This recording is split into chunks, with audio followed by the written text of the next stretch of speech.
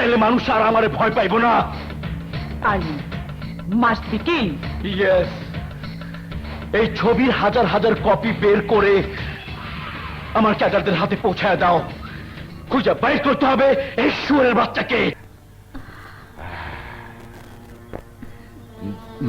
ঠিক নাই, ওই শালারে খুঁজতে না পাওয়া পর্যন্ত কোনো কিছুই ঠিক নাই। হেইয়া না হইলে মগনান সন্ত্রাসী দিনের বেলা ঘরে বইয়া মদ খায়। মদ খেয়ে শান্তি নাই, কেমন পানসে পানসে লাগে। সুন্দরী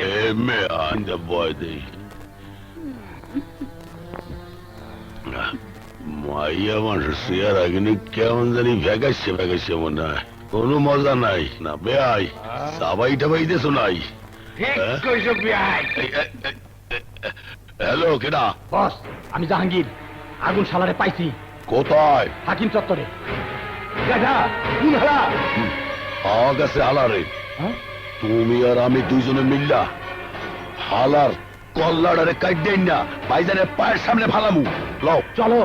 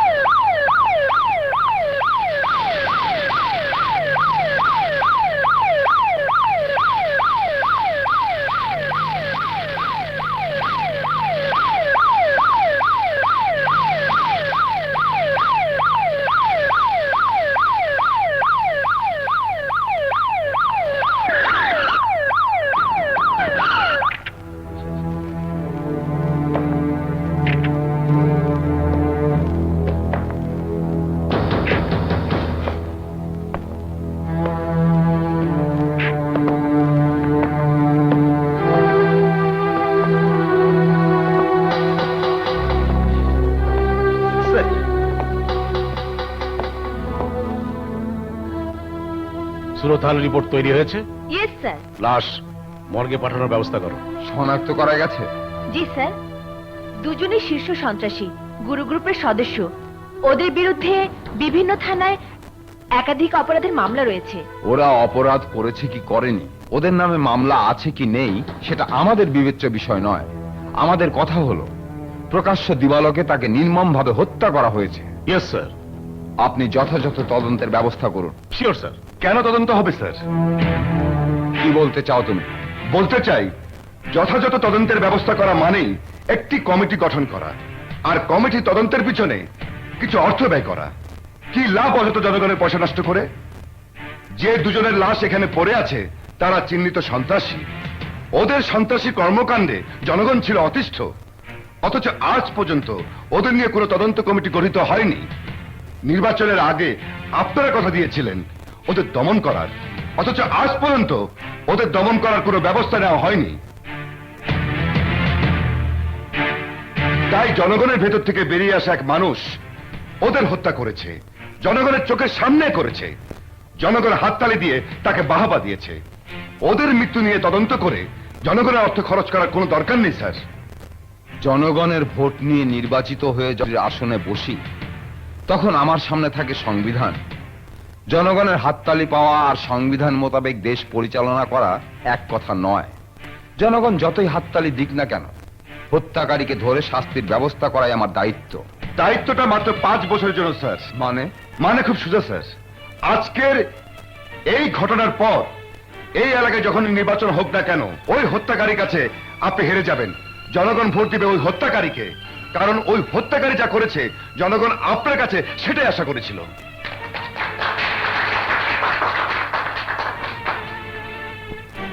স্যার, আমি কিচ্ছু জানতে চাই না, কোনো কৈফিয়ত শুনতে চাই না। যেভাবে হোক সন্ত্রাসীদের খুঁজে বের করুন। স্যার, তুমি যা করলে সেটা একটা বেয়াদবি। তবে তোমার এই বেয়াদবিতে আমি খুশি হয়েছি। Thank you sir. আমি শহরের সমস্ত থানায় নির্দেশ পাঠিয়ে দিচ্ছি, তুমি তোমার টিম নিয়ে কম্বিং অপারেশন শুরু করো। দেখি না মা বাবা ভাই বোনদেরকে, মাঝে মাঝে মনে হয় ছুটে যাই, ছাপিয়ে পড়ি মায়ের বুকে।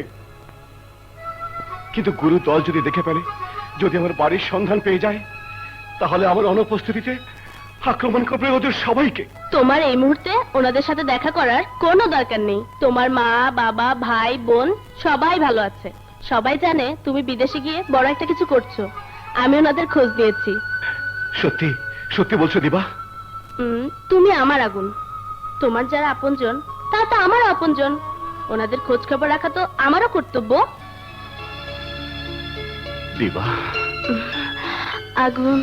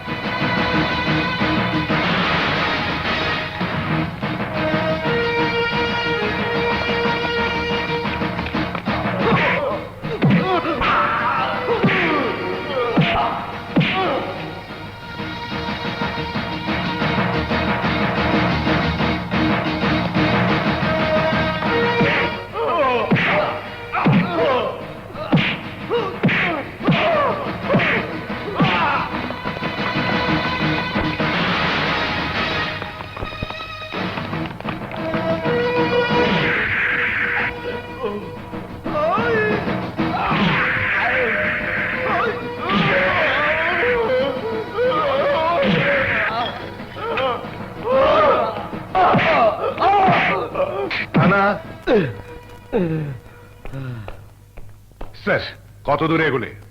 অনেকখানি স্যার। যাদের আটক করেছি এরা সবাই শীর্ষ সন্ত্রাসী, গুরু বাহিনীর সাথে কোনো না কোনো ভাবে জড়িত আছে। আমি আশা করছি এদের কাছ থেকে গুরুর আসল ঠিকানা বের করতে পারবো। শুধু গুরু নয়, যে লোকটি গুরু বাহিনীর লোকদের মেরেছে আমি তারও সন্ধান চাই। Okay sir. এই, বল গুরু কোথায়? আমি জানি না। তুই জানিস ঠিকানা, হয় বলবি নয় তোর হাতের আঙ্গুল একটা একটা করে ভেঙে ফেলবো। তারপরে যদি না বলিস তাহলে তোর জবান থাকা কোনো প্রয়োজন নেই, জিভটা কেটে ফেলবো। এই বল, বল। আমি জানি না, আমি জানি না। বল, বল বলছি। বলছি। ঝর্ণা, কর্তব্যের কথা ভেবে মুড অফ করে বসে থাকলে তো সব মাটি হয়ে যাবে। মাটি হতে বাকি আছে নাকি? মানে ইস, যেন কিছুই বোঝে না। দেখো, পেঁচানো কথা আমি বুঝি না। বোঝো না, বোঝো না। আমার চোখের দিকে তাকাও।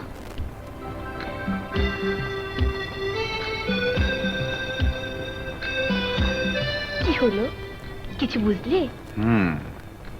কি? কাছে পাওয়ার আকুলতা। বুকে কান পেতে শোনো।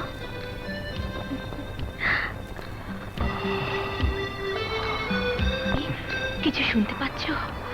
পাচ্ছি ভালোবাসার গর্জন। স্বামী, তুমি আমাকে জড়িয়ে থাকো। তোমাকে ছাড়া আমি বাঁচবো না, আমি বাঁচবো না। ঝর্ণা, আমার ঝর্ণা।